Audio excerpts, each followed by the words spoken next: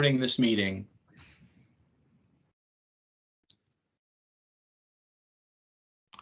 So do we want to go ahead and call it to order then and get it started?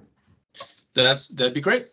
I will call the meeting to order and get it started and ask for anybody that is new to the group, has not been to an LEPC meeting, or is wanting to introduce themselves, to take a minute right now and just make yourselves known and introduce yourself, and we'll talk to you. Good morning. My name's Chad Renslow with New Star Energy.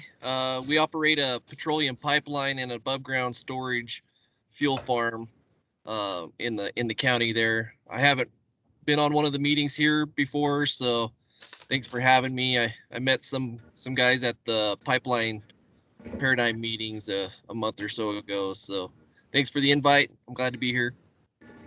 Welcome aboard. You're welcome anytime. We appreciate it.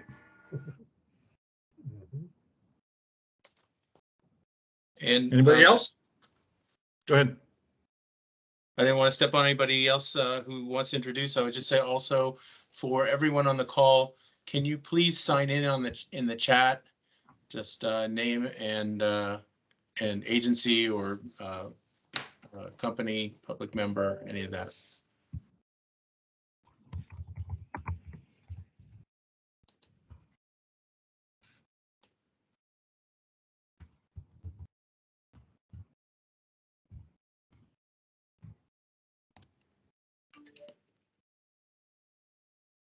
All right, not hearing anybody else, we'll go ahead and move down. Did everybody get a chance to look at the meeting minutes that he sent out from the January 24, 2022 meeting? Yes. Anybody have any comments, changes? I will entertain a motion to approve the minutes. I will second. Did I get a motion? I'm sorry. Yeah, I'll From second. Jeff? And who was the second from? Jeff, did you do the second, or did you do the motion? I did the second. Okay. Did I get a motion then from someone? A motion, Ron. Okay, thanks, Ron. Anybody have any concerns, please speak up. And if you are against the approval of adopting the minutes from the January meeting, please speak up. And if I don't hear anything, then we will pass them by acclamation. Hearing no objections, we're going to pass the minutes or approve the minutes by acclamation. Thank you very much, guys.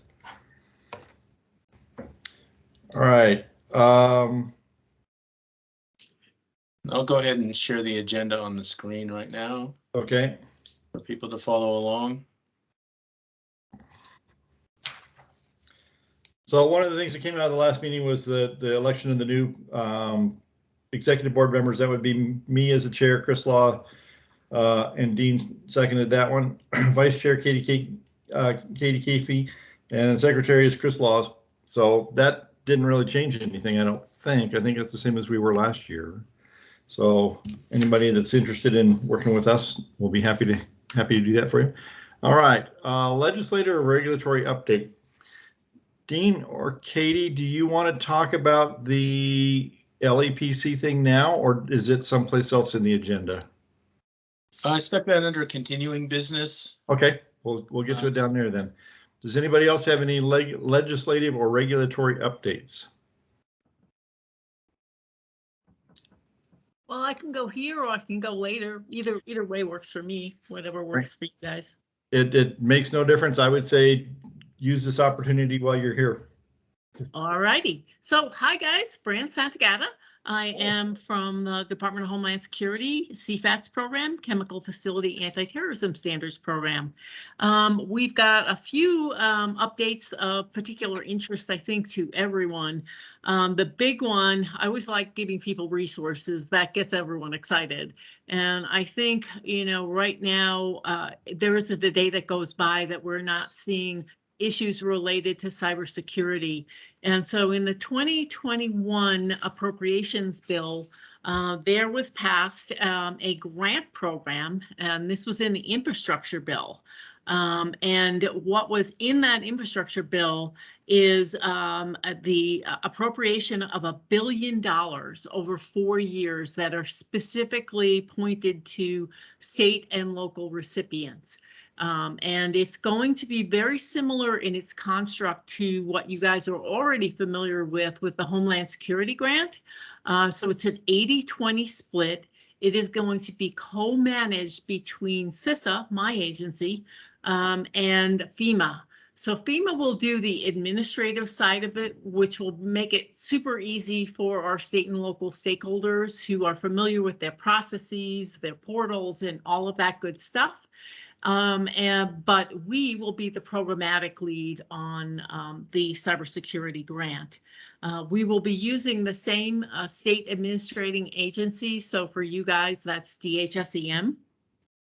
The 80-20 pass-through will be the same. So 80% of the money that gets allocated to the state must be passed through to local recipients. The only eligible applicants, and this is important, are state and local recipients. So this is not something that is being pushed out to the private sector or nonprofits. Tribes will get a separate allocation, so they are not being carved out of the same pot. And I think that will be helpful for them. It will require something very similar to what we do with the Homeland Security Grant. So at the Homeland Security Grant level, we have a Homeland Security Advisory Committee that is run by DHSEM. For this particular grant, we are requiring a state level cyber committee and a state level cyber plan. So that would be like the equivalent of the state strategy, for example, that things are based off of for the Homeland Security Grant. So I think the way this was put together is going to make it easier for folks to be able to jump in there and move forward, putting their grant projects together, getting themselves organized in a strategic fashion to be able to apply for and receive monies. And it is an allocation. This is not a competitive grant. However, there is a 10% matching requirement. And for those of you who've ever done any matching grants, 10% is very tiny. There is the ability to use in-kind matches. And so things like salaries can be matched against it. We didn't think that was going to be a very big, a big ask. And so that the grant, we're expecting the notice of funding opportunity to occur in the summertime. They originally said late spring, but it's looking more like summertime when the NOFO will get released. And of course, there'll be lots more information coming out as we get closer. But I wanted to get that out there to you guys because, you know, as a large county with a lot of cyber concerns, as any county would have, this may be the time to get those juices flowing, talk to your cyber folks within your agencies to start thinking about how this could best be addressed at your local level. The next big thing that's been constantly in the news is the escalating geopolitical tensions, i.e. war between Ukraine and Russia, and how that has impacted us here in the homeland. So the big issue and the big takeaway for us at CISA has been the drastic increase in cyber attacks here in the country. But what we've also noticed is that folks have really taken our advice to heart. We started the Shields Up campaign, and that started being pushed the minute things started to get out of hand in Ukraine, to ensure that people have their cybersecurity shields, is what the term we're using, up. Ensure that all of your patches are up to date, that when we send out notices that there are vulnerabilities, that they are patched immediately, because the Russian actors are very indiscriminate. It is not necessarily those high-level critical infrastructure facilities that we might think they'd go after. They're going after low-hanging fruit. And so just wanted you guys to be aware of that. The Shields Up campaign comes along with a fabulous webpage that really breaks it down to the appropriate stakeholder, and it is very, very, very up to date. Our new CISA director wants that page updated daily. And so you're not getting old information when you go to Shields Up, you're getting brand new information and up-to-date information. In my notes, as I always send out to Dean, I'll include all the links so that you guys can get to the information very easily. And when I stop talking, I'll put the Shields Up webpage into the chat so you can get to that right away. Another big thing that goes along with this is we've lowered our threshold for reporting. The CISA director, Jen Easterly, really wants people to report things at a level that maybe they thought was too low to be reporting to us or the FBI, because the idea is we get ahead of the curve. If you're being attacked or you're sensing that there is nefarious activity potentially happening on your networks, someone else is as well. And that has really helped us from getting larger cyber attacks rolling forward in our critical infrastructure, because people are doing that. And those resources, the phone numbers, the emails, all of that is in our Shields Up campaign and on that website. The other big piece of this is the misinformation and disinformation campaign has not stopped, and clearly you're seeing it every day with Putin throwing out misinformation and disinformation, trying to push the rest of the world to think that the US is creating a false flag and all sorts of silliness that's coming out of his mouth. In particular, that we are countering very loudly and with a lot of help with our European partners. So just be aware of that. Voluntary programs have rolled out full force since our last meeting. The ChemLock page is getting lots of hits, and we're starting to get some requests. Haven't heard specifically any entities within Colorado have asked for hands-on assistance at their facilities, but I'm sure that will be coming, particularly with our summit this year, which, oh, by the way, is going to be in person and also with an online component for those that can't attend. And so when I talk about the voluntary programs, it's both the ChemLock side of the house and the Operation Flashpoint. You will start to hear potentially reach outs to our partners in the private sector that have the chemicals that we are concerned about for Operation Flashpoint. And again, Operation Flashpoint is designated to get the information out to Home Depots, beauty supply stores, pool supply stores that sell chemicals that can be made into bombs in particular. And this has been going on for years with the FBI, and then over the last year or so with the Office for Bombing Prevention. But we, our chemical security inspectors, are going to be out there as a force multiplier. And so you may be hearing that from the community. Who are these guys? It's us. And we have worked very carefully with the FBI, so we're not duplicating. We're not going to the same Home Depots or other types of retail establishments that they've already been to. They've asked us to hit a specific list of facilities out there.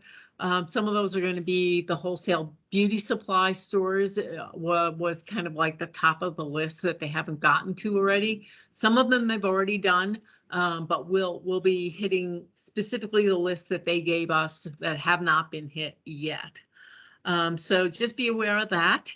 And then lastly, as I mentioned, the Chemical Security Summit, last year's, the PowerPoints are posted so you guys can pull those down easily if you would like. But I am actually on the committee to help develop the Chemical Security Summit for this year. And it is going to have the in-person component, which is going to be great. I think everybody's ready for that.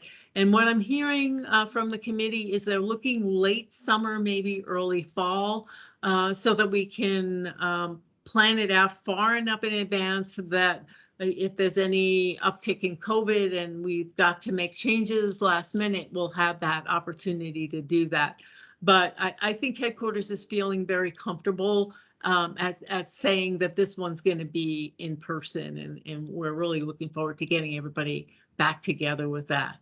And then last comment that I'm going to share with you guys, since many of you know me since forever, is that I am actually officially retiring June 30th, which, you know, we may or may not have one more meeting before I retire. So I want to make sure to get that out there to you guys.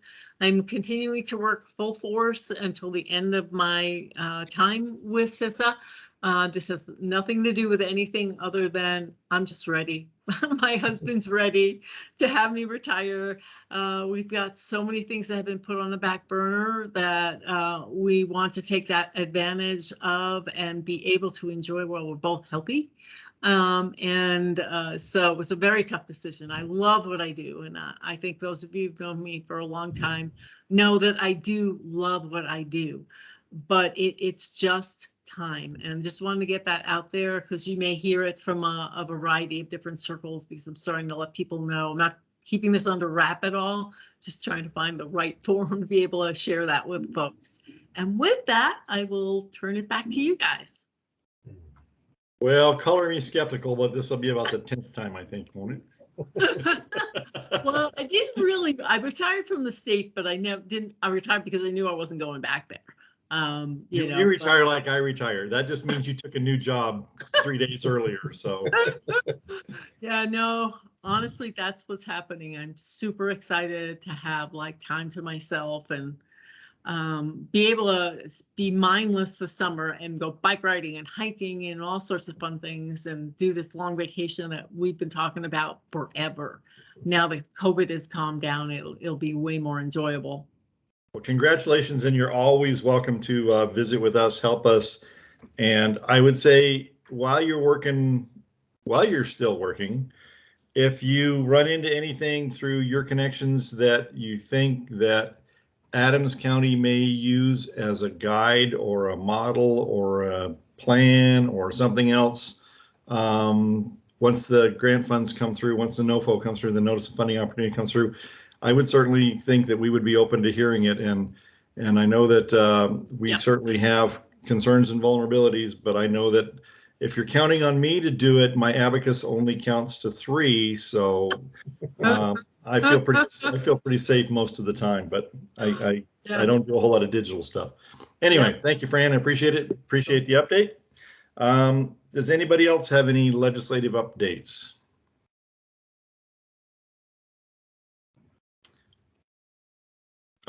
Since we moved the other one down into the other business section, we'll go down there. Partner updates. Adams County. Hi, good morning, Glenn. This is Katie Keefe, Environmental Program Manager with Adams County. As far as, I guess, Adams County updates, we did receive notice on Friday. We had provided comments on the Suncor Plant 2 refinery operating permit, and EPA did submit back to the Air Pollution Control Division a letter of objection with some additional recommendations to improve their air permit for the plant. So EPA has 90 days to address the objections and the recommendations and resubmit the permit to EPA. We also continue to work on our comprehensive plan, and that does have reference to the hazard mitigation plan for the county. And I think, and one other thing, Clean Harbors Deer Trail will begin construction of a new disposal cell, cell 5, next month.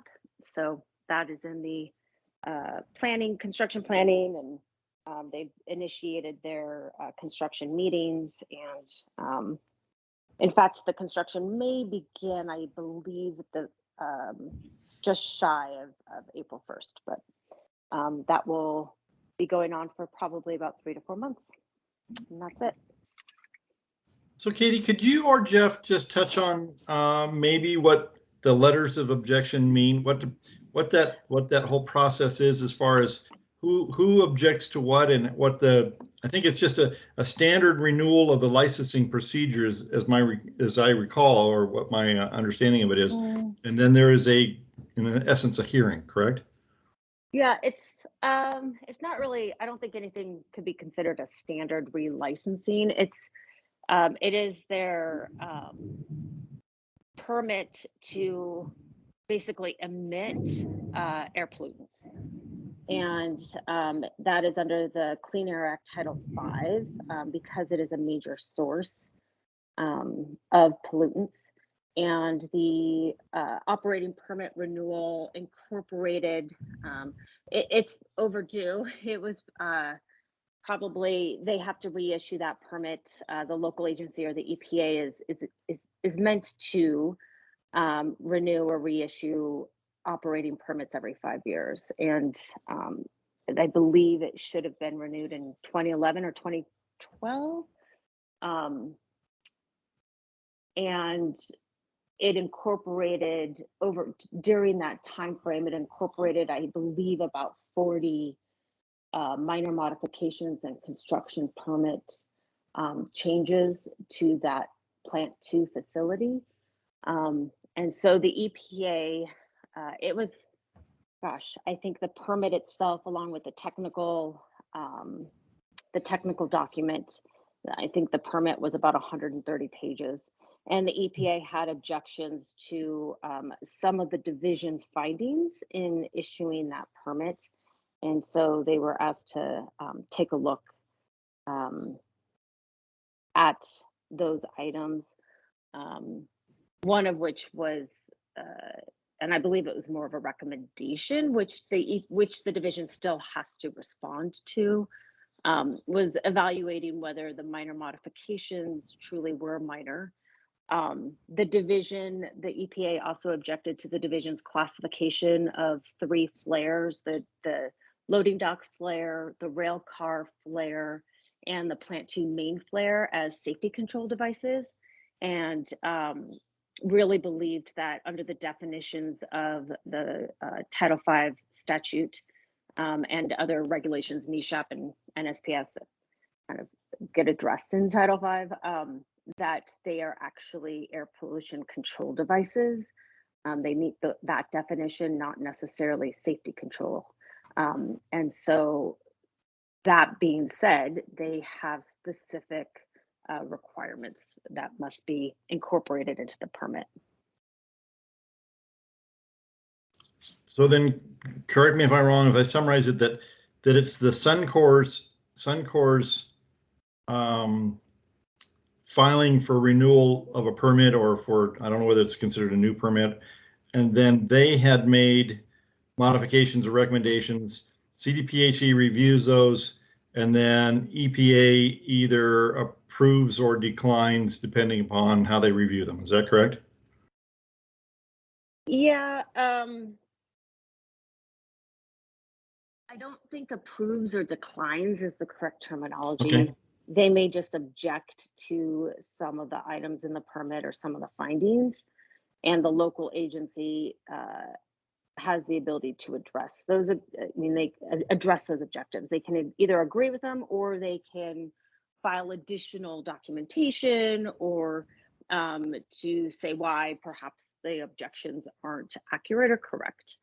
Or they can agree with those and make changes to the permit. And so it doesn't necessarily take away Suncor's permit to operate their units and continue to emit pollutants. The division just addresses what the objections are. So they do a complete technical review of the regulations and all the minor permits and the construction permits and the minor modifications, and compile all of it comprehensively into one operating permit. And that has already been done for the Plant 2 facility previously. So this is, I guess you could call it a reissuance of that permit, with incorporating all of the changes that have occurred. since 2006, 2007 was the last time. And Jeff could correct me if I have those dates wrong, but I think that was when the last operating permit was issued. So then the final say is up to CDPHE or the Division of Oil and Gas. I can never remember what the name of the Oil and gas doesn't have anything to do with it. So Okay. Air Pollution Control Division is the statutory authority in Colorado for through air Colorado Department of Health and pollution. Environment. Right, correct. Okay. For air pollution permits. And it's pretty much the Air Pollution Control Division. It's highly unlikely that they will not address the EPA's objections and recommendations. Okay, I just wanted to clarify that because I know I was a little confused by it. And if I'm a little confused by it, then I'm pretty sure that the others are going to be as well. Oh yeah, it's very complicated. It's not a Title V is not an easy. Does anybody else have any questions or comments that they want to make on that particular topic? Jeff, do you want to say anything? No, I don't know anything about air discharges. I've never been involved in any kind of air program. Tri-County Health hasn't had an air program for most of the time I've been here. We just hired an air specialist about 1.5 years ago. And honestly, I don't have a lot of interaction with her. So yeah, I can't really make much comments. I'm pretty ignorant about this topic. Okay, anyone from Suncor want to jump in? Well, I'm the only one from Suncor, and I'm in emergency management, so I don't really have a whole lot to do with the permits. I know that they've been working feverishly on getting all of those put together and all the documentation, and we've had folks visit and take readings in the refinery. So I know that they've been putting a lot of effort into it. So I don't really have a whole lot to do with that process. Okay, well, at least we have you here, which is a good thing. I just want to make sure that somebody wasn't feeling like they were being left out. Glenn, that's one other good point that he brings up is that Suncor also is required to implement a fence line monitoring plan for air toxics, and that includes hydrogen cyanide, hydrogen sulfide, and benzene. And so they already do fence line monitoring for benzene per the Clean Air Act Title V regulations. But under that new state bill, it's so it'll be a state only requirement. They do have to. They've proposed a fence line monitoring plan that includes continuous monitoring for those 3 air toxics, and that is right now out for public comment and review. You can find that on the Colorado Department of Public Health and Environment's website. Okay, thank you. Dean, did you have something? Yeah, I see that Gil Reyes has his hand up. Oh, okay. Yeah, Katie, I have a question. This may be outside your scope. Will there be public hearings regarding that, the reissuance of the permit? And if there are hearings, will it be hearings within the community or strictly downtown? No, they did do, they've done, so the process began over 1 year ago, and they did do public meetings. There was a public hearing at the AQCC with the hearings officer on the permit, and but at this stage there's no longer any public engagement once the EPA has sent their feedback back to the division. Now, if parties are not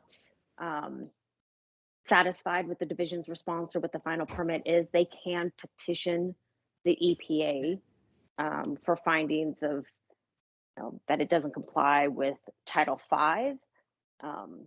And that, however, those parties had to have already brought those concerns up during the previous proceedings. So yeah, at this stage, there's no longer public hearings or public process. That's already occurred. Okay, the reason I'm asking is that there's several citizen organizations that are very happy that the EPA is asking for further review because they felt the CDPHE was not listening to them. And this is primarily citizens groups in Commerce City who. Yes, that's correct. Yes. So. And a lot of them did file public comments during the first round and during the second round. Adams County also filed comments on the permit in March and of April last year. Okay, because it's a big concern.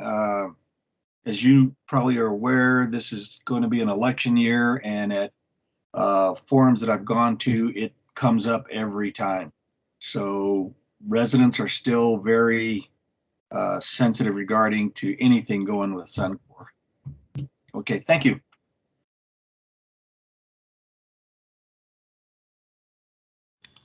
Thanks, Gil. Thanks, Katie. Any questions from anybody else out there? All right. Any local agency representatives? See, Greg's on there. I am still not entirely pleased with this whole format. I can't tell who's in the room. So any local agencies want to jump in? Got nothing, Glenn, but thanks for hosting the meeting. All right. Anybody else? Local agencies? Local facilities? Jeff, anything Tri-County? It's actually been pretty quiet. You know, Tri-County's been focused mainly on the fate of our organization. So, you know, Tri-County, Bi-County, Uno County? Well, yeah, and no county as of January 1st. We will officially be dissolving. Just got that word on Thursday. So anyway, yeah, so we've been kind of focused on that and how do we unwind. You know, it's really challenging when you think of all the grant programs we have and all the, you know, legal arrangements we have. And so it's a real challenge. I'm glad I'm not at the level that has to deal with all that stuff. I mean, it's really, really complicated and I don't know how it'll all play out. But anyway, coming down to my level, it's really been quiet lately in terms of spills and sewage releases and things that I normally have to deal with. It's been really quiet, like abnormally quiet. And I don't know whether the message just isn't getting through or things really are not happening. I'm not really sure, but it's been kind of nice. Honestly, it's the first time in my entire career where things have kind of slowed down a little bit in terms of complaints. But I did get a complaint recently, just about 8 or 10 days ago, about a homeless camp over at 64th and Broadway. So Tri-County doesn't have a lot of involvement in those, but one of the aspects of the complaint was that the homeless people were dumping their human waste into the waterway, stormwater drainage, things like that. And they're camped right on a little drainage way that leads right into Clear Creek. So I forwarded over to Juliana Archuleta with Adams County Stormwater, and I got an email just this morning when I came in, and I couldn't believe the progress that happened. She said that the people that were camped there were actually moved on Thursday late afternoon, and she's got so is a partnership between Stormwater and Community Safety and Wellbeing, Parks, Open Space and Cultural Arts, and the Sheriff's Office, and they all been getting together to deal with this situation. So anyway, you know, they've helped the people. Part of the response is to try to connect them with community services and things like that, and get them into shelters that are actually habitable for humans. So anyway, now the next step is to get the grounds cleaned up. And Juliana gave me a 4-letter acronym of somebody that's in charge of the actual cleanup, and she didn't explain what the 4 letters meant, so I can't really report that. But anyway, that's a good outcome, I believe. And yeah, the complaint was from some of the business owners at that intersection, and it was apparently really offensive, the odor and just the blight on the property. So it was in a county right of way just south of 64th and just west of Broadway. So anyway, that's a good result. I'm glad to hear that, and I will follow up and learn more of the details about it as time goes on. So yeah, that's pretty much what I have for this time. Good, thank you very much. Anybody Yeah. want to add anything? County, Sheriff's Office? Cleanup contractor? Nope. Okay. State of Colorado.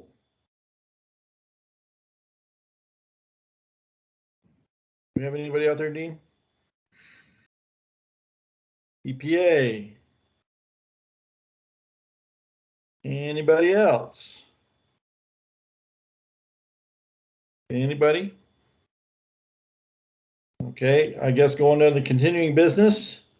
Spill reporting. All right, let me get that screen up here. And Jeff, just to let you know, coming out of the emergency response community for 100 years, I'm always reluctant to use the Q word because it usually ends up in bad things. But we're not doing a whole lot either, so I think you're on track.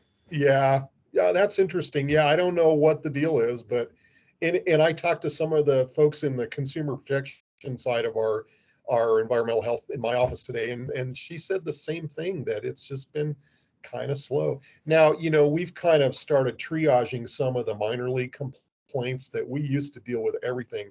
With losing staff now, we don't address some of the really, the simple complaints that really are not really of that much consequence. I'll just leave it at that. But so we're kind of focusing only on the most important complaints that come in at this point, in terms of like we used to get dozens and dozens of single case foodborne illness complaints, and so those are not being addressed anymore, just as one particular example. So yeah, another one is I've gotten a lot of complaints over the years of sewage backups in apartments, but when it's only in the private rented part of the apartments, we have no jurisdiction over that. So our support staff is now trained to screen out all of those and to just try to ascertain whether it's in the actual public parts of the apartment complex. We'll still respond to that type of situation, but when it's just backed up in somebody's kitchen sink or on the floor of their bathroom inside their own apartment and it's not affecting others, we don't respond to those. So we're trying to triage and screen out a lot of those complaints that our staff had to deal with in the past. And that's one way we're trying to wind down as we lose people. We've lost quite a few good people so far, as you can imagine, and it's making day-to-day operation harder, but we're adapting, and we'll keep running till the end of the year. So yeah.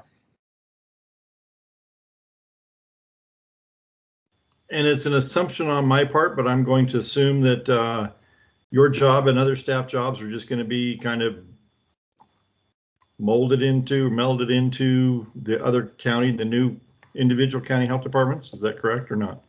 I don't know the details of that yet. I think those ideas are still formulating. I don't think that we automatically slide over.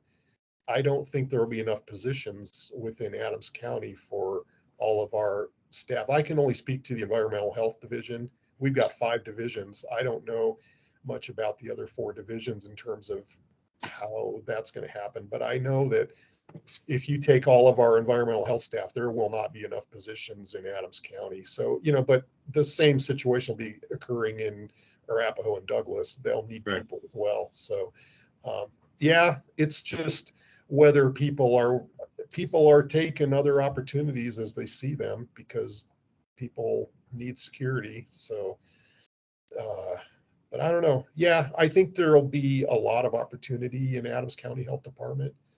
I think those of us who do go over will be probably very glad we did. So, but we've got a lot of staff on para, the state retirement program, myself included. I've got almost 17 years in. I'm going to be 57 next month. It's pretty tough to do a 180 in the middle of a career when you've organized your life around a particular retirement program. So, if I can see a opportunity with a para job, it's going to be pretty enticing. So, and I know others feel that way too. So we'll see. I don't know. It's hard times. Well, good luck, however it works out. I'm sure Thank you. we'll all be rooting for you guys. So I Yeah, know it's going to be disruptive regardless, but yeah, we'll all land on our feet somewhere, but we'll see. I don't know. It'll shake things up. I know that not all of us will end up at Adams County, but I think some will. And I think the attitude I've heard from Adams, is that they desperately want Tri-County staff because we have all this institutional knowledge, and everybody that walks out the door, they're losing just priceless institutional knowledge. So it's to their benefit to hire us. So I hope they do, but it'll be a process. We'll see how that goes. So some will move over, some won't. That's the bottom line. good. Thank you. Yeah. You're welcome. Where did I leave that? Dean, did you do spill reporting? I saw you brought something up. Not yet. Yeah, I just pulled up Okay. the spill reporting. Let me throw that up there again. Does everyone see the spill report slide? No, there it is. Yep. Okay, so you can kind of see at the top there. I won't go through all those individually, but we had hydraulic fluid on a couple of occasions that were spilled. We had a couple of sanitary sewage overflows, one small and one kind of much larger. The Thornton one was actually from Thornton Wastewater, and they took care of it. Had a couple of exceedances, actually 3 exceedances that got reported in from Suncor. So a pretty sizable diesel fuel spill, 1,000 gallons, and that did go to a storm drain, but apparently no further. And that was kind of what the spills were. As Jeff was saying, it was actually pretty quiet. I mean, first part of the year there was hardly anything, and this is just since the last LEPC meeting, so it's not a full and comprehensive, whole year. And then I had a couple of other items. Oh, and yeah, they're still there. I had a conversation with April Nowak from EPA, and they've done a lot of good work on some things that are correlated with mapping, and so you can actually get from them, and I put a link on that, and I can send it out or put it in the chat. This toxics tracker will actually give you a map of areas of concern within Adams County, and some of the other things they do. There's also CDPHE that we mentioned earlier has been working with EPA, and they have a whole page on projects on North Denver and Commerce City, just for the public to help build awareness and ways they can get involved with these local environmental and health concerns. So I wanted to just kind of bring that up at LEPC. And then the last item was that for you fire departments, we have received updated reports, the tier 2 reports that came in since March 15th. So if you need those files to update in Cameo, just shoot me an email, and that can be lepc@adcogov.org, and we can get you those updated files. End of report. Dean, I had one question there on that on the fuel spills. I noticed that the ones on Sheridan, the 1,000 gallons of diesel and the 100 gallons of gasoline, both the same day. I'm assuming both the same location. Is there anything systemic we should be looking at there, or did They you actually weren't the same location? Oh. And Yeah, there was one, and I can certainly provide the actual reports with the details to anybody that. No, I just want to know if there was anything that we should be looking at, because like I said, I made the assumption it was the same location because they're both Sheridan Boulevard, Arvada on the same day, Yeah. but. Yeah, I had to double check that too. The way I recall is that one was like a mishandling. He thought the valve was connected securely and it wasn't. And by the time they, walked back over to the other side of the truck, they saw it was spilling out. And it was similar, that large scale one. I have to read it again, but it was something like that they had not, noticed how much was coming out, something like that. It was a valve issue, but I think it was kind of more operator error. So they did say that there would be retraining on one of those, so that they, so that just hook those things up properly. And that does seem to be the most common sources of the diesel fuel spills are either that sort of mishandling at the, at the loading, unloading site, or just an accident where the saddle tanks on a truck are ruptured and then they spill out on the side of the road. So that's the predominant sources. But that 1,000-gallon one, definitely worth looking into. And I can kind of jump off the call, or at least kind of. No, my biggest concern was if it was the same location, same date, two different lines. I was assuming that it was a transport transfer sort of thing. And I didn't know whether we had a particular transporter that had a systemic issue that we should be looking at, but it doesn't sound that way. They were actually separate incidents, and it's kind of weird. They were both on the same street in Arvada, but I think it was coincidence because, I was real careful to look at the addresses are actually different. Okay. So just happened to be a bad day for diesel. Not to mention, if people are spilling fuel, just let me know and I'll show up with a bucket or something, because costs these days. Yeah, no kidding. No kidding. All right. Committee reports. Katie, do you want to touch on that, or am I doing that, or is Dean doing that? Hopefully it's not me, because I don't have anything prepared.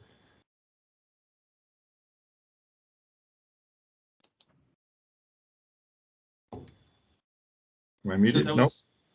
What's that? That was the bylaws committee. Yeah.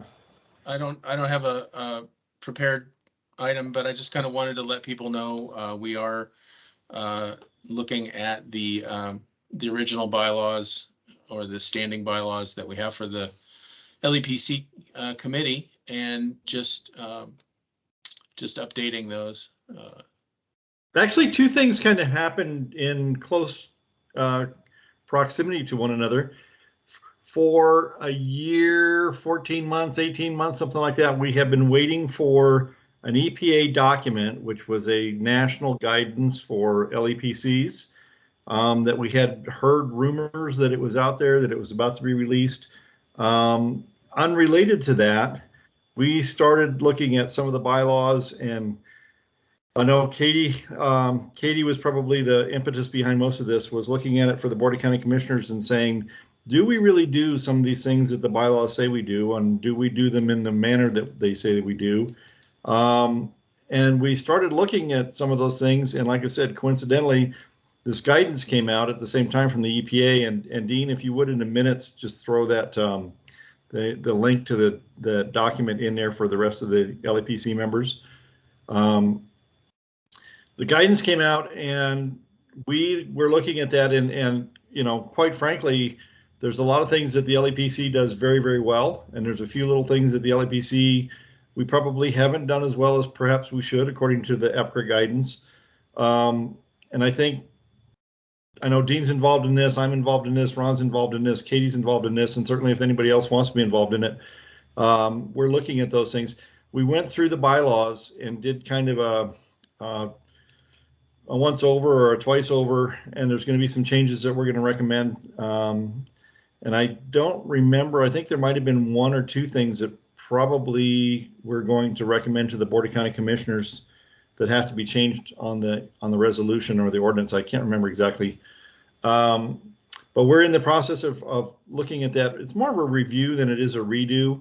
We're not really changing anything. I think we've been on the right track for a long time, and we seem to be pretty good at it, but there are a few things that we probably need to touch on. So this year, I will be reaching out to some of our other board members and mostly representatives from outside of the government realm, specifically the civilian citizen side and the facility side, and hope to get them more involved in some of the projects that we probably need to be doing as the EPA or as the LEPC to fulfill some of the EPA requirements on public notification, public access.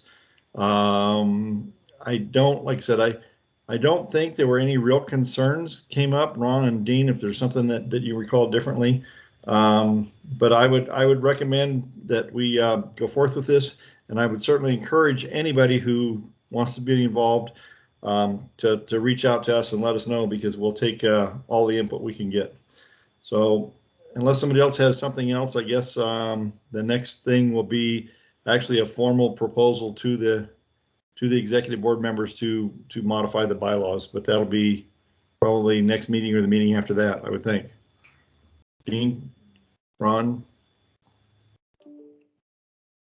The only thing that I would say, Glenn, is that I know some of the stuff on public education and awareness, we're working through our community preparedness program coordinator, Kyle Lopez, and he'll be incorporating a lot of LEPC information and information sharing into that program. So to help check that box off anyway. And so we're going to try and do that. And then I've also asked Dean, and maybe you can do it as well, is maybe check with the state and see if is there any guidance from the state. We really haven't gotten any guidance from the state LEPC committee, the CERC, that really tells locals, what they should be doing with their programs. Everybody kind of does their own thing, which concerns me. Since we have this state body up there, you would think there would be some guidance coming down to the locals, so we'd be fairly consistent, or a little more consistent on how our programs are managed. So I'd like to see some more input at the state level, just as guidance, if nothing else. And I will just say, I will add to that, I absolutely agree. One of the things that Adams County LEPC has done, and I thank all of you who are on this meeting, is we have a pretty consistent group, and we have a very representative group. It's not all just one industry. It's not all just government. It's not all just, kind of a one-sided thing. We have a multifaceted jewel here. I think one of the things that we looked at was, because the way the EPCRA had written it back in, I'm going to guess here, 87, 92, somewhere in that window, there were a lot of things that they kind of put the burden on the LEPCs that it almost reads as a thou shalt. And it really, I don't think it has to be interpreted that way, because it really is one of those things that, as Ron was explaining, there's a lot of things that are required for the state to be doing. And I think the state probably is doing most of those, but I don't know for sure. And I think from an LEPC standpoint, we probably need to assure the group that these things that are requirements are being taken care of. And again, as Ron pointed out, through the CERC, the state level group, they have some challenges in front of them, because it's not every county has an LEPC. They're primarily on the western slope and in the rural areas. There are multiple counties that form one LEPC. And conversely, we have cities who have their own LEPCs, such as Aurora, that do some of that stuff, even though Aurora is in Adams, Douglas, and Arapahoe County. They affiliate with us, but they do have their own LEPCs. So there's a lot of things that I think are being done, but I think we need to kind of track down who is doing it, who's going to continue to do it. Are we doing it by proxy, or are we doing it just by hit and miss sort of thing? So I think that's what we're going to be looking at. Like I said, we're changing or modifying the bylaws to address some of those issues, and we will continue to look at that. I guess the bottom line is, if you if you do use the link, you look at the guidance that the EPA has published. Don't let it frighten you. Don't let it scare you away from being involved in the EPA and involved in the LEPC, because I think we're doing a really good job of fulfilling those requirements anyway. It isn't just the LEPC that's involved. It's, as Ron said, there's emergency response planning that's done through the county. There's community outreach that's done through the county. There's a lot of other things that are done through organizations that are meeting the criteria and meeting the needs of the LEPC. So it isn't necessarily up to this body to do that directly.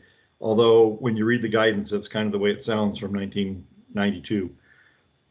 Anybody else have any comments on that? Any questions? All right. Dean, if you would just touch on, somebody have something? No. Dean, if you would just touch on Tier 2 reporting status for 2022, the 2021 reporting. Okay. We did get the new Tier 2 reports and at the end of March, and basically I've uploaded that into the Cameo system. I did not pull that for this meeting. I apologize, but that is up to date, and it shows the number of facilities and the chemicals that they have stored. And I would certainly encourage any of the fire representatives we have out there in the meeting to get your latest Tier 2 information. It's really, really helpful as far as planning and pre-plan stuff is concerned. As Carol Way says, sort out the big rocks from the little rocks. Don't worry about the sand and the pebbles. Let's go after the big rocks, the big toxic industrial chemicals, the big users of high quantities of some of these things that are RQs that are relatively low, and go from there. And again, from the industry facility side of things, we appreciate and encourage your involvement, and we're not out to try and make anybody's life miserable. We're trying to make sure that we are in compliance with everything we need to do and make sure that all the emergency response planning and preparedness is done in the proper way. And we'll also be working with our GIS department to update those files, those shape files into our GIS documents as well. So Dean will be working with our GIS manager here in the next week or so to get those files updated. Ron, I know that you and I talked about this before, and I was neglect in reaching out to your GIS department and trying to get the shape files for the fire districts boundaries. Is that something that we can help the fire departments do? I think they probably all have their own, but I don't know whether they're directly compatible with Marplot the way they have them. I simply don't know enough. I know Mark Schumann's out there on this call someplace. Maybe Mark can address this, because I don't know. I know there are fire districts out there that would like to know what Tier 2 facilities they have. But I don't know how easy it is to do that overlay and connect those dots. Mark? Well, what we can do is check with our GIS manager and figure that out, but there's probably a way. I'm not a GIS expert by any means. Either. We've got Greg on, and he's the Cameo Marplot guy. He's a wizard. So that might be the direction that we go, but we can definitely check with our Greg Baca here, who's the GIS manager, and he's pretty good about putting that stuff together. If you've got somebody who has the files in Marplot, you can export them as a KMZ file, and that way it pops right up in Google Earth. Yep. And I don't want to go too far down the rabbit hole, but Greg Mosier, can you tell us is that something that can be done kind of as a county overlay, or is that each and every agency has to do their own? You can do it as a county overlay, or if the agency just wants to see it, because like I've pulled it out for Westminster, but obviously I'm pulling that stuff from the county overlays. So I guess where I'm going with it, Dean and Ron, is maybe if we can get Greg Baca to give us those shapefiles. We can build it into a layer or make it so that it can become a layer within Marplot that's an easy transfer instead of everybody having to reach out and do their own. Yep, I'll check back with Greg Baca and get that shapefile, because you can pull those KMZ shapefiles into Marplot, and it just drops right in. Marplot's pretty easy to use, you know, as any mapping thing, which is kind of complicated, but not too hard to do. If you export them from Marplot as a KMZ file, then you can just open it up in Google Earth. Yeah. We have a district map, fire district map on the it's somewhere in the LEPC web page, but I don't know, one, how recently it was updated, and two, whether it could be directly imported from anything. So it's probably better if I just get a hold of Greg and get that file, and then just you know, either a link or just send it out to anybody requesting it, or to our fire districts, or however we want to do it. One thing that was pointed out to me before by Tim Gablehouse was the information that's in Marplot is protected from FOIA requests, because there's, I guess, proprietary information there that the industry doesn't want to have out. So we need to be a little bit careful about exactly, you know, where's the dividing line on what we're going to put into KMZ files that go to Google, so that we don't compromise the information that our industry partners have.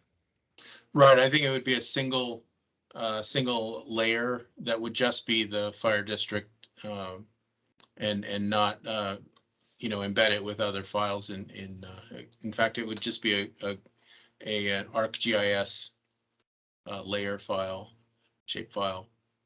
I think the ones I've pulled have just had, you can still have the chemicals at the site, but it doesn't go into any other detail other than that.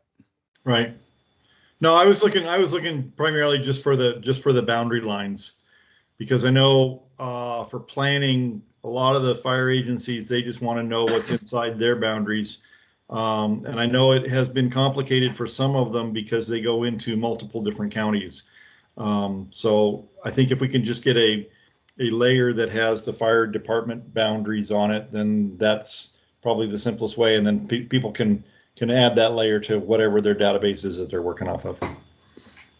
Yeah, and if the fire department, I've done this on an individual basis, but if the fire department has a list of the facilities from Cameo Data Manager in their, you know, if they just pull that list, those addresses can be matched against their boundaries, either by, you know, well, their dispatch usually is pretty good about that, so they know whether that call is within district and that kind of thing. Yeah, it just at some point becomes a chicken and egg thing. So I just want to make people aware of that. Fran, you've got something to say. Yeah, I do. I'm so glad to hear you guys talking about this, because you know, one of the things that is happening on a very frequent basis right now is the concerns about what hazmat is located in a fire perimeter during a wildland fire. And I think it is really, really great that you're getting ahead of this, so that the fire districts can at any point be able to pull up that layer of those hazmat facilities. And those folks know, you know, what they're concerned about. You know, when we get a call, like when we got the call for the Boulder fire over the weekend, one of the things that we do is we look to see if any CFATS facilities are impacted by the fire, because there are security measures that could be impacted, and all sorts of concerns. So we always do that. But, you know, I think for general awareness, it would be great to have that ready to go. The Marshall fire, the fire chief was really on the ball. And in fact, he did a press conference where he talked about one of his biggest concerns during that fire, you know, other than obviously the residential structure protection, was the Tesla facility. And that was because of all of the lithium batteries there. And just so you know, that's not, that's considered what we call an article. So it's exempted from reporting for us as well as the EPA. But also a good thing to consider when we think about hazmat, and think about it from the broadest possible concerns, and think about it from the perspective of if that catches fire, what will be the issues. And that has become such a big issue right now that I understand there are a couple of conferences that are running tracks just discussing the lithium battery concerns, because they've become so prevalent and a bigger issue now, especially because of the cars, because those batteries are substantially bigger than the small ones that are in most kinds of devices. So good work, you guys. That is probably one of the biggest things that the LEPC really provides to the community from the planning perspective. And Greg's always been so way ahead of the curve on approaching it from that perspective. So glad to see that you're looking at it from a GIS perspective. It'll be really helpful, especially if you have a broad type of disaster, whether it's a fire or a flood, where you've got to look at what is the impact for multiple reasons, and hazmat being one of them. Dean, By I the way, wasn't I do have the shape files for pretty much all the fire districts, especially in our area. The state has them, but they're not always current. But I have updated some of the fire districts for our area if somebody needs them, because I got them. Well, I'm like I said, I've been neglecting this. I've been meaning to do it for Adams, Jefferson, and Broomfield County for, well, I don't know, 20 years, and haven't quite gotten it done yet. So, somebody had their hand up down in the group there. GA. Yeah, this is Gil Reyes again. Okay. Back when I was the assessor, we had the data files in GIS format using Esri tools. Margaret Gandalski was the GIS manager. I believe she's still there. And since the assessor is keeper of all the districts within the county, fire districts, school districts, metro districts, they should have the shape files, because we had to be able to pull up all the data within a district for all the fire chiefs when they were going for a bond issue. So she may, or the assessor's office may still have those on file. And there was a software, I can't think of the name of it right now, that the county purchased to do aerial views all the way down to 1,000 feet to look at structures. And I distributed that to all the fire departments and the school districts. So that way they could actually measure boundaries and see what was within the property without having to go into the property itself. I know some other counties used it, especially down in the southern part of the county where the property owners did not want them on the grounds. They had this aerial view that they could measure the property. So all those files may already be there, and I'm sure Margaret has been updating those files. So you may want to check with the assessor's office and see, or with the county IT department. They should have access to those files. Greg Baca, I believe, is still there. So that resource is probably already there, so you don't have to reinvent the wheel. No, I know we have them. We have access to them. What I was looking for is to try and get a one-stop shop for kind of all of them. I know there are industry partners out there that have, especially oil and gas, you have multiple locations within multiple fire protection districts. And I know with the tier 2 reporting, you have to put in the fire district that the facility is actually lies in which fire protection district. I don't know that they necessarily know all the time, whereas if we had a single layer that showed all of the fire protection districts in Adams County, it would be a really easy, simple thing to do. And I think if it's available and it's easy to get to, then I can probably encourage some of these smaller fire departments to actually get involved in doing some of the Cameo, Marplot, Aloha suite stuff from the EPA. Hey, Glenn, if you want to share, let me share my screen. I can show you. I think I've got what you want. Actually, Dean's got the meeting. Okay. And just for Gil, Margaret is part of our GIS team in our EOC. as well. So we'll definitely be coordinating her with IT department and Greg's group up there. I'm glad to hear she's still there. She's a real valuable resource. She has a double master's. Yeah. So next time you see her, tell her hello for me. She's an amazing person. Will do. Does everybody see Greg's map on the screen? Yes. Good. And this is the 2020 map, but or the 2020 tier 2 sites. But are those the fire districts you're looking for, Glenn?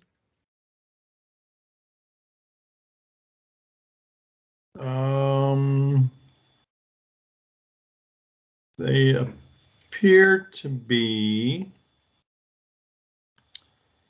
Excuse me. And I say there's the last year's tier 2 sites at all of them. And Can you just scroll over to the east and let me see the east end of Adams County? So apparently those are fire districts on there, but they're not identified. well, that's. So yeah, like I said, I don't want to spend too much time going down this rabbit hole because it's a whole Marplot conversation. But I know they live with the county, and I know that Dean can connect with the right people. But if we can get that in a single layer, that would be incredibly helpful. And I know I can do the same thing with Jefferson County as well, and Broomfield is all North Metro. So. Yep. Yeah, and I've got Jeffco on here too. Yeah. And you can turn on labels that will tell you what the fire districts are. Yeah. Anyway, so like I said, the information's there. If anybody needs what I've got, I'm happy to share. If you got better information, let me know. Needless to say, anybody who's looking at the screen, tier 2, yeah, it's important to us. Yeah. Oh, and by the way, the you can get a fairly accurate measure both in Google Earth and as well as in Marplot for those tier 2 sites.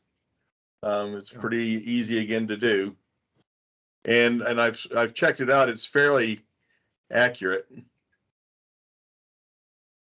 No.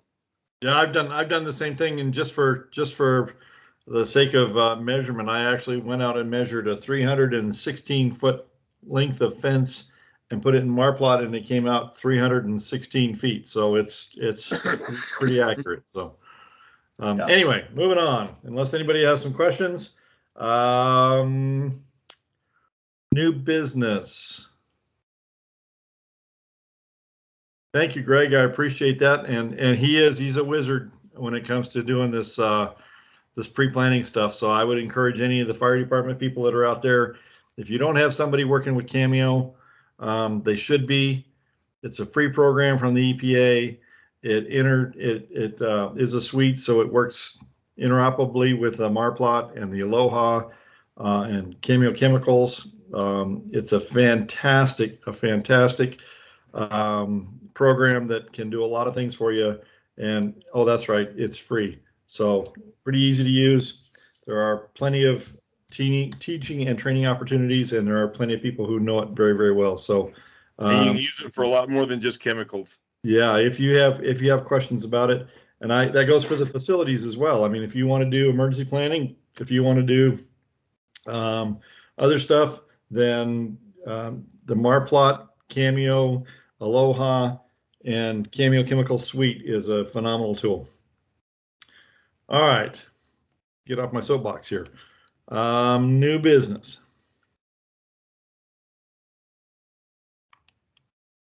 I didn't realize I had my camera shut off. Sorry.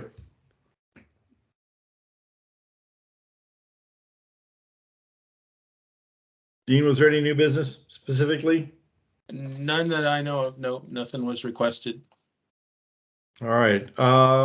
Any additional announcements that anybody has? Just either raise your hand or jump in for the good of the order. Anything new, exciting, Scary, anything that the group should know about?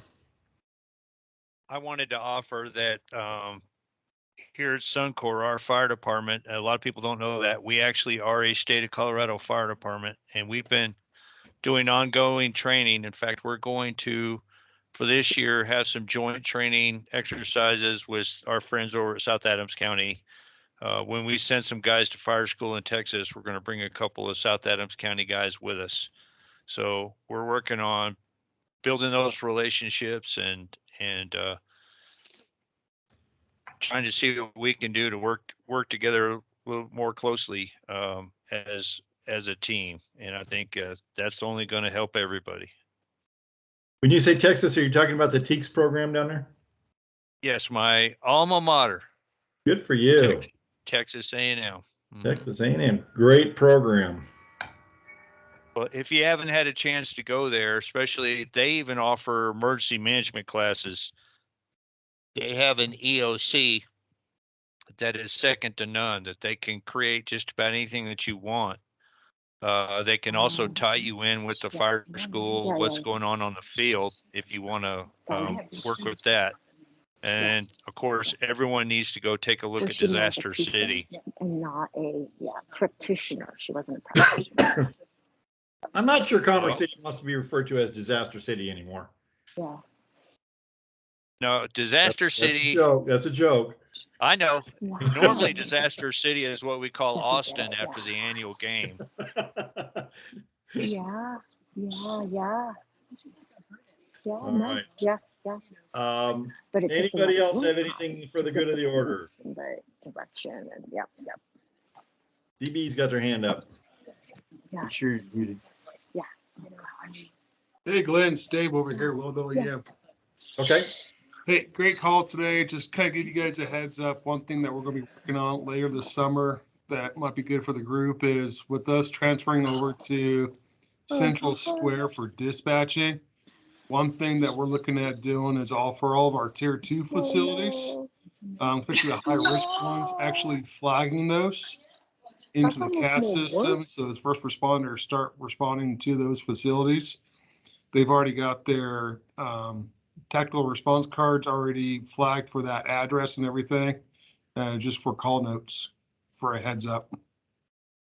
Yeah, that's a great way to do it. And I hate to say it, but I pound and pound and pound and pound on the fire departments because unfortunately there has been a change within the fire department culture in the last 10 or 15 years to where the first due engine companies are not always aware of what's going on in their first due response areas, because the fire departments, even though you guys send the tier 2 information in and make it available to them, they don't always request it, which they have to do now. They have to get it from the state or get it from the county. And they don't necessarily always get that information out to the line firefighters who are the first due responders. So anything we can do on the front end to pre-educate, preload, prepare, I guess is the right word. These guys and gals that are responding out to your facilities, let them know, this is what you need to be concerned about. This is things you don't need to be concerned about, and keep them from going in there blind, because I talked to a lot of line firefighters who have absolutely no idea that some of these facilities even exist or what they're supposed to do as a result of getting a call there. And Mark Schumann, you can slap me later. I blame that on the fire service. It's not on our facilities. It's not their responsibility. You guys are doing what you need to be doing. You're making the information available to them. If they're not using it, shame on them. Anybody else? Okay, Mark's going to say something.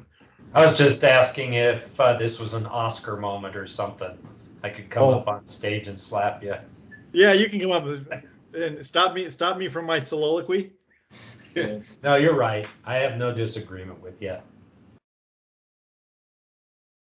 Anybody else? Well, and just to follow on that, I did put in the chat the LEPC email address for any requests from fire departments that do want the tier 2 information. It's really easy to send. It's just basically a link, and you download that into Cameo, and it will populate it for you completely. So it's no sweat, and I can walk you through it if you need to. But yeah, just let me know. Thanks. Ron, did you have something else? I was just going to say that through OEM, we can probably coordinate a training day with the fire districts in Adams County, or through the NCR.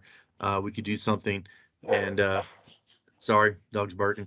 And to help coordinate some of that training and some of that education awareness for the fire districts about what we have in our county and what they should be aware of. Just to kind of poke them a little bit. I know you said it's their responsibility, but you know, we also have that training capability that we could probably offer that up a little bit.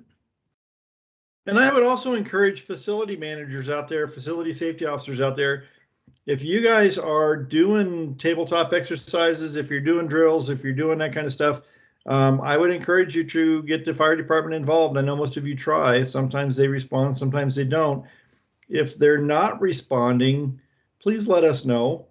And we will work through our connections to try and encourage the fire departments to be involved in your facility training and your facility planning, because it is all part and parcel. It is all primarily community safety planning and preparation. So it isn't all on you guys as facility owners and facility managers. Part of it's on the responders as well. So if you're not getting feedback from them, let us know, and we will go through our connections and try and encourage them to do that. And just an aside to that too, Glenn, is we went to a paradigm liaison training about 2 weeks ago, and really, besides OEM and a couple of members from the sheriff's office, there was nobody else there. So we put that information out, and so we're encouraging when we put these industry trainings out that are local, that people come to the training. It's educational, and you get a chance to talk with the operators and the industry, and it's a good chance to network. And dare I say, it's also a huge factor in liability reduction in the event that something does happen. If you've been uninvolved or uncooperative, it's not going to play out very well. Whereas if you have been involved and cooperative and working on the front end to try and prepare communities for this kind of stuff, then when the bad day does come, we're standing on far more solid ground. Glenn, I was just going to mention, I don't know that I'd heard anybody discuss the modeling component of Cameo, but for the facilities, another aspect of the Cameo suite is Aloha, which lets you do modeling of chemical events. Yeah, like I said, it's a very dynamic tool. It's free. It's pretty simple to use it. I can use it even with my abacus. So I would say if you're not aware of it at all, reach out to one of us, and we will try and get you involved in a program that'll get you up to speed. I think Dave Burns had another comment. Is that correct? No, I was trying to find the button to lower my hand, but that's it now.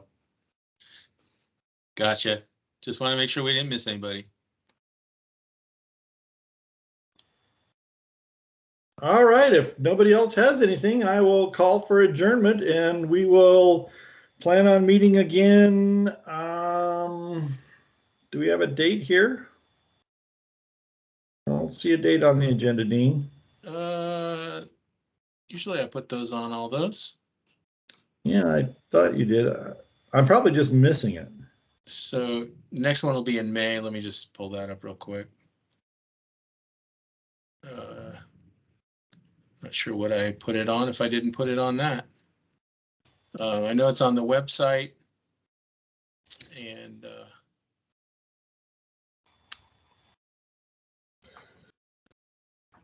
next one will be May 23rd. May 23rd. And I would encourage any facilities, if you want to be highlighted and do a presentation on your facility.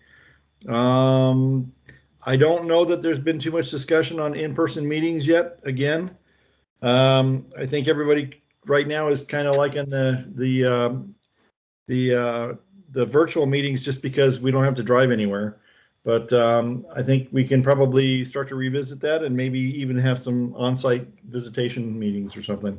So May 23rd, we'll see you then. And if somebody wants to, like I said, do a highlight of your facility or something, then by all means contact Dean and let us know, and we'll work it into the agenda. Nobody else has anything else, I'll say goodbye and thank you for being here. Appreciate it. Thank you. Thank you. Bye, You're everyone. welcome. Thanks, See you all Dean. soon. Thank you. Thanks, everybody.